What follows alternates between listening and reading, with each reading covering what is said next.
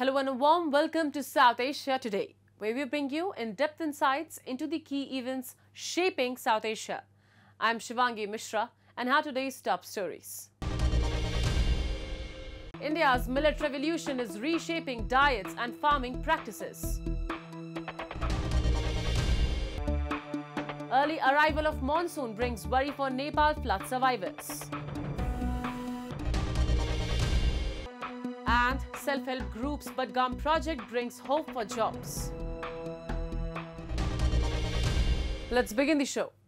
Once overlooked, millets are now at the forefront of a nutritional and agricultural renaissance, with India leading the charge.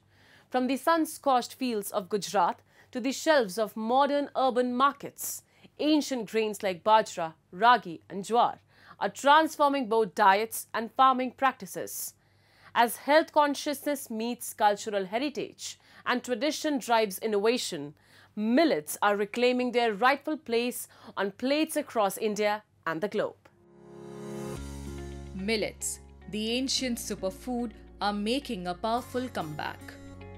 Once sidelined, these resilient, climate-smart and water-efficient grains are now gaining global recognition for their exceptional health benefits. As more people embrace sustainable eating, millets like ragi, bajra, jowar, foxtail and barnyard millet are becoming staples in modern diets. Cultivated for over 5,000 years, millets are being revived, with India, especially Gujarat, at the forefront of cultivation and promotion. Leading this quiet revolution are farmers like Meetabai Nakhum from Zafrabad, who grows bajra, a hardy nutrient-rich grain ideal for semi-arid regions. Through such efforts, millets are not only nourishing people, they are redefining the future of food and farming.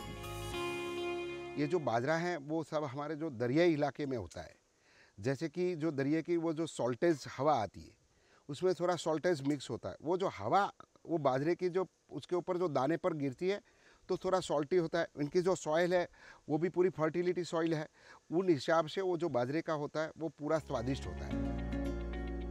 Millets have moved beyond rural kitchens to urban shelves, now available in sleek packaging as flour, snack bars and ready-to-eat mixes, making them more accessible and appealing to younger consumers. According to the 2023-24 India Brand Equity Foundation report, India exported nearly 146,300 metric tons of millets worth $70.89 million USD. With growing demand for superfoods and plant-based diets, Indian millets are gaining global traction. India remains the largest producer, with Gujarat ranking 8th. एक trend ऐसा आया 10-20 साल 30 साल से कि भाई जो आटा होता है वो एकदम पतला होना चाहिए, रिफाइन होना चाहिए। मोदी जी ने आके जो कहा, जो हमारे प्राइम मिनिस्टर जी हैं नरेंद्र मोदी जी, उन्होंने एक बहुत अच्छी मुहिम चालू करी कि जो आटा होना चाहिए वो एक्चुअली थोड़ा थिक होना चाहिए। जो हमारी प्राकृतिक चीज़ें हैं जैसे कि रागी है, ज्वार है, बाजरा है, मकई है, उसके अंदर जो न्यूट्रिशनल वैल्यूज़ हैं वो उसका जो आटा है वो हमारी सेहत के लिए बहुत अच्छा है। उसके अंदर बहुत अच्छे फाइब्रस मटेरियल्स भी होते हैं, तो उसको जो उन्होंने पहचान दी है नहीं, वो बहुत बढ़िया है। उसकी वजह से बहुत अच्छी मार्केट डेवलप हो चुकी है और लोग उसको एडॉप्ट कर रहे हैं। As the world battles climate change, millets offer a sustainable, nutrient-rich solution packed with fiber, protein, iron, calcium and antioxidants. Government initiatives like the Millet Mission, Poshan Abhiyan and the inclusion of millets in midday meals and PDS are reviving this traditional grain. These efforts are sparking a quiet revolution, inspiring people to adopt healthier lifestyles through nutritious, eco-friendly food. मेरा तब यही M था कि हाँ, लोगों को कुछ अच्छा खिलाना है, कुछ स्वास्थ्य के जैसे उनको फ़ायदा हो ऐसा कुछ मुझे खिलाना है। तो तब से मैंने ये मिलेट सलाद बनाया। और इससे ऐसा नहीं है कि हाँ, लोगों को इसके बारे में नहीं पता है, लोगों को इसके बारे में अवेयरनेस आ रही है। I am consuming this from 1 year, and in fact it was consumed for a couple of years before as well. But the advantages of millet is mainly towards protein and the fiber that we get out of the food. This is very useful as far as your gut digestion system improvement is concerned. The resurgence of millets goes beyond food. It's a celebration of heritage, a boost for farmers, and a step toward nutritional security.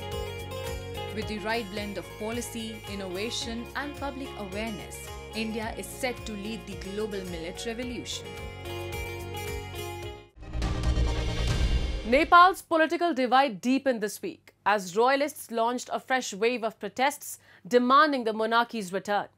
Slogans echoed through Kathmandu, countered by ruling CPN-UML's pro-republic march, marking Republic Mahotsav. Tensions rose as both groups converged on the streets.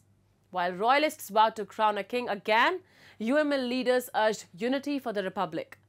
Police intervened to prevent clashes, underscoring the growing fault lines in Nepal's fragile democratic journey. We have this report.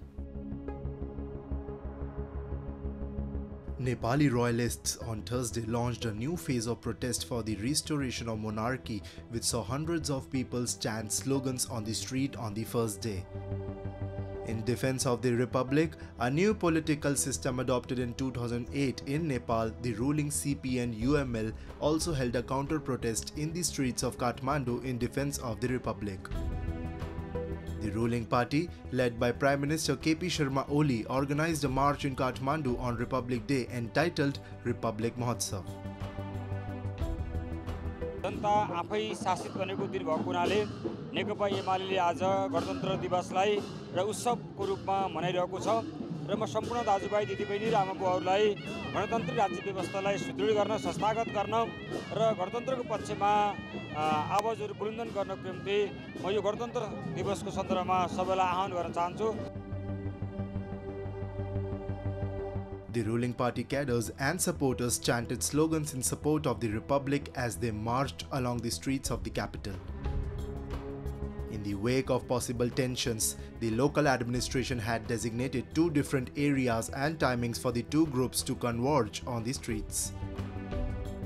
But the royalist forces, who claimed to have started a joint people's movement forging a committee, attempted to block the roadways for the parading cadres of the ruling parties.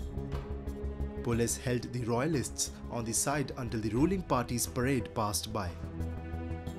The royalist right-wing Rashtriya Prajatantra Party, the fifth largest party in the lower house of the parliament, claimed that it would bring 25,000 people onto the streets. As per the estimate of Nepal police, about 3,000 protesters hit the streets of Kathmandu.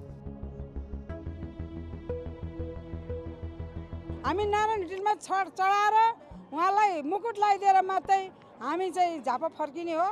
हाम्रो आन्दोलन जारी छ, हाम्रो राजेन्द्र लिङ्गदेन जारी छ, हाम्रो Gyanendra psycho जारी छ। सबै हाम्रो नेताहरू एक त हाम्रो 40 दल एउटा मुटु भराएको छौं। हामी 100 कोटी नेपालीको एउटै मुटु हुन्छ, त्यही मुटु जोडिकन राजाको मुकुट बनिन्छ भनेर। Formed in the 1990s after the lifting of the ban on the formation of political parties by the then monarchical system, the Rashtriya Prajatantra Party has since served as a force always supporting the kingship. The monarch of the Himalayan nation, which follows the lineage of the Shah dynasty, was revered as the incarnation of the Hindu god Vishnu.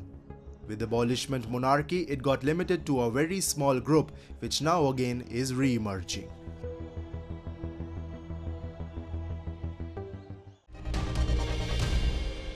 Now we take a look at some happenings in Asia in a segment called Asia Watch. As temperatures soar in southern Iraq, workers at the country's seawater salt factory are embracing the heat. The Basra salt factory, located on the city's outskirts of Al-Faw, uses large concentration basins to harness seawater and produce salt, a method that benefits from the high temperatures brought on by climate change. According to a private investor in the factory, Abdul Khalek Al-Abadi, the company produces around 350,000 tons of salt annually. The salt is supplied across Iraq for diverse uses: in the oil industry for well extraction, in food-grade production, in water purification tablets, and in detergent manufacturing, Abadi added. Unlike traditional rock salt mining, seawater salt production is considered somewhat less environmentally invasive because it doesn't require blasting or deep extraction. However, experts warn that large-scale salt harvesting from seawater can disrupt coastal ecosystems. According to the United Nations Environment Programme, improper disposal of byproducts from desalination and salt works can lead to coastal water pollution and harm marine biodiversity.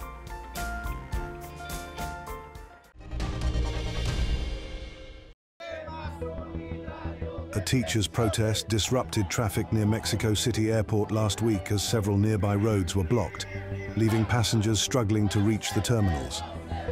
Many passengers resorted to walking down the empty streets with their luggage, while others waited to hitch a ride with police vehicles. Arriving passengers also reported difficulty securing taxis to leave the airport. The teachers, who have been blocking several main roads in the city throughout the week, are demanding a return to a solidarity pension system. The system was altered in 2007 to one where financial institutions manage pension funds. Additionally, the teachers are calling for a wage increase and the repeal of a 2019 educational reform.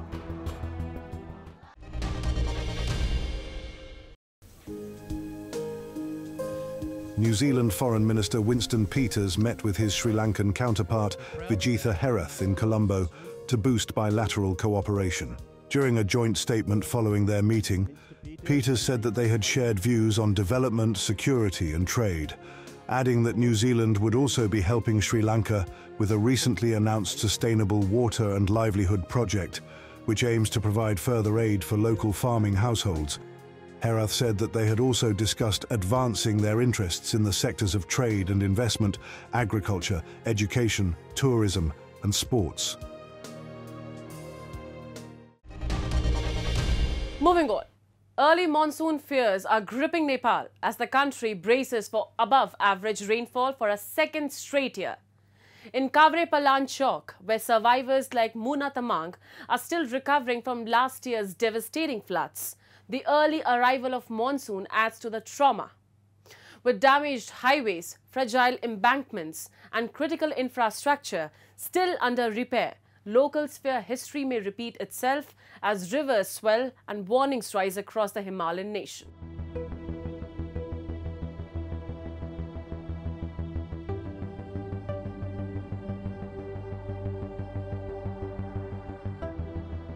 It is where Muna Tamang's house used to stand along with 4 dozen others till September 25, 2024.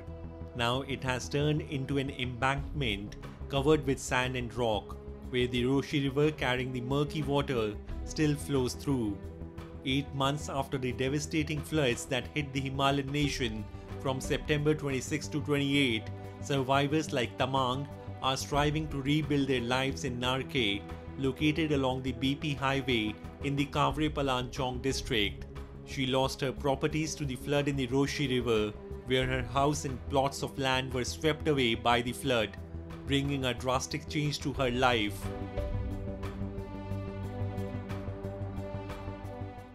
त्यो बाढी पहिरो जानु अघि चाहिँ 2-3 दिन पानी लगातार परिरहेको थियो ठिक्कको अनि बेलुकासम्म जस बिहानसम्म हामी घरभित्रै थियो अनि त्यहाँदेखि चाहिँ बिहानको त्यस्तै 5-6 बजेतिर चाहिँ यताको यहाँ हाम्रो झोलङ्गी पुल थियो अनि त्यो पुल चाहिँ यतापटि खोलाले हान्यो अनि त्यहाँदेखि पुल पारी भइसकेपछि यता खोलाले हानेर चाहिँ एकैचोटी घरहरू फटाफट हान्न थाल्यो के अनि हामी चाहिँ सामानहरू केही ल्याउन पाएन अनि मान्छे मात्र यता के रे मान्छे मात्र सबै पारी आयो अनि पारीको त्यो घरहरू चाहिँ सबै लग्यो. Muna's worries has been aided by the early arrival of monsoon that has already hit the coast of India's southernmost state of Kerala on Saturday, 8 days earlier than usual, marking the earliest arrival in 16 years. The early arrival of monsoon with a warning of above average rainfall this year comes as a bane for the flood victims like Muna, which delivers nearly 70% of the rain that Nepal needs to water farms and replenish aquifers and reservoirs. अनि डर त लागिहाल्छ नि अब असोजमै तर्साइहाल्यो हामीलाई हैन आज यतातिर पानी नपरिन माथिपटि पानी परेर यहाँ छेउसम्म यसपालि पनि अस्ति दिनको मात्र हान्न आयो खोलाले अब त के अब यहाँ अलि जोस अब घर त लागिहाल्यो हैन अलि सेफ चाहिँ हुन पाए बजारमा अलि बस्ने उचित चाहिँ हुन्छ कि भन्ने चाहिँ आशा छ. The September flooding not only swept away Muna's home and properties, but also the sections of BP Highway, the shortest road connection to the southern plains of Nepal. Vehicles are now faring through the damaged sections of the major highway, which took 2 decades to complete construction with the help of temporary embankment built along the riverside. Worries for Nepal's flood victims increase further as the Himalayan nation is likely to witness above normal monsoon rains for the second consecutive year, according to a regional consensus among South Asian meteorologists. According to the Road Division Office in Bhaktapur, diversions have been constructed in the affected area to resume transportation along the highway. It is suspected that it will take months, if not years, to reconstruct the disaster-ravaged highway to its previous condition. After the Rosi flood, the major portion of the road has been destroyed, and we have been operating the excavator and constructing the embankment for the proper flow of the vehicles from Nepal to the Kathmandu. The flood in Sankoshi River that day swept one suspension bridge and a section of the bridge that connected Sindhuli with Ramechhap. The twisted metals and remains of the suspension bridge stuck onto the slopes across the river, explaining the velocity of the river that day.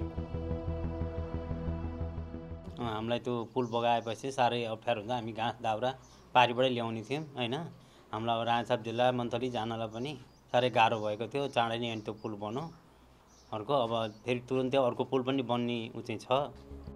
With monsoon set to kick in next month and the roads unprepared for the possible disaster, it would be only possible to operate the vehicle after the water level recedes.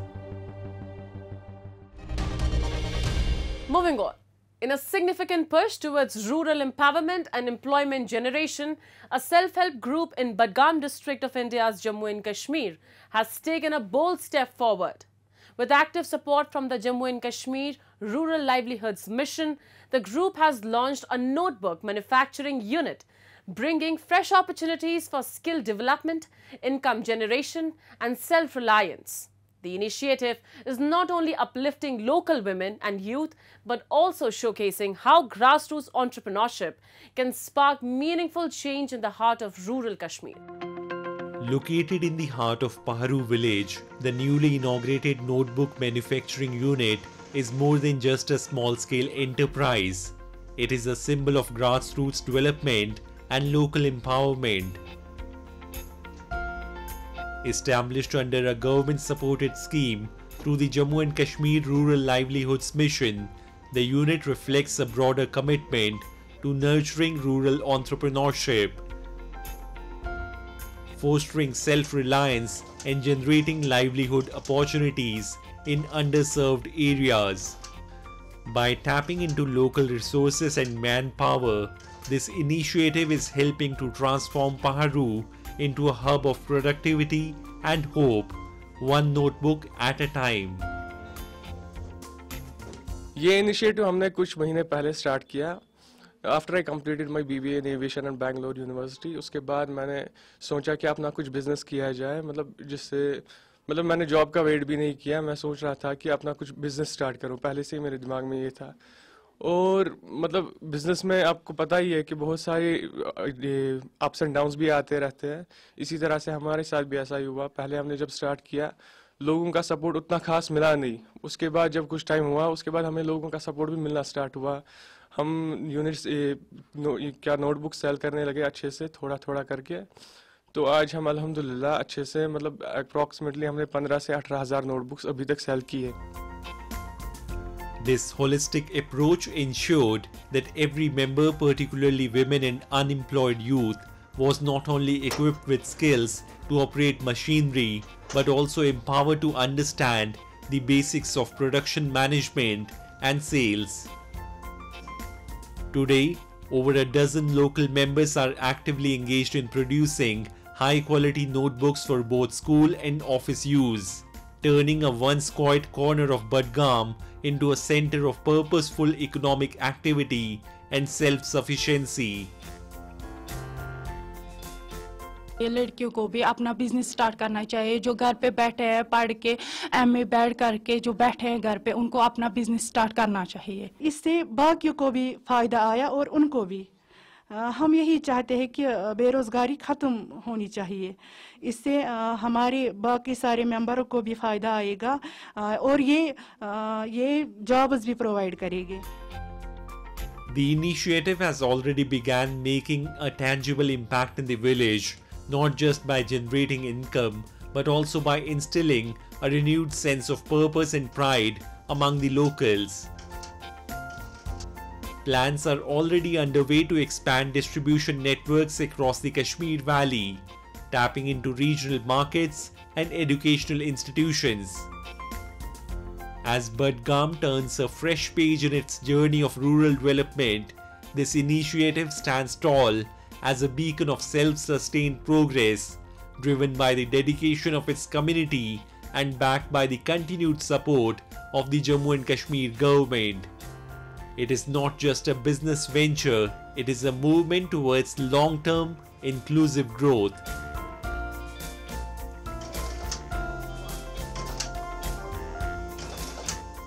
As we wrap up today's episode of South Asia Today, we thank you for joining us. We'll return next week at the same time with more insights and updates. This is Shivangi Mishra signing off on behalf of our entire team. Until then, stay safe and goodbye.